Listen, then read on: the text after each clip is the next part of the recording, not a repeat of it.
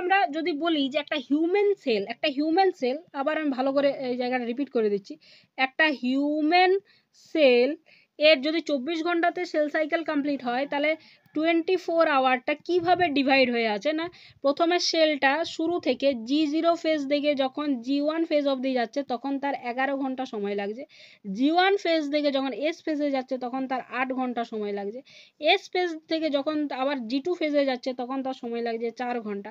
এবং G2 phase থেকে যখন M ফেজে যাচ্ছে তখন তার সময় লাগছে 1 ঘন্টা মাত্র। অর্থাৎ এই 1 ঘন্টা পারফরমেন্স করার জন্য 11 আর এদিকে 8 আর এদিকে 4, এই পুরো 18 ঘন্টা 19 ঘন্টা সময় বা তার চেয়েও বেশি, ঠিক আছে,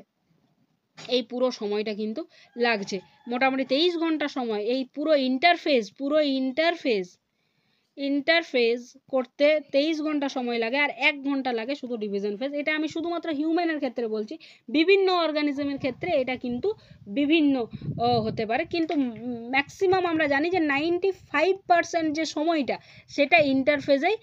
লেগে যায়, ঠিক আছে। ডিভিশন করতে কিন্তু ডিভিশন এবং সাইটোকাইনোসিস, যেটা কোষ বিভাজনের পরে যেটা সাইটোপ্লাজম ডিভিশন হয়, সেইটা করতে কিন্তু অনেক কম সময় লাগে, ঠিক আছে।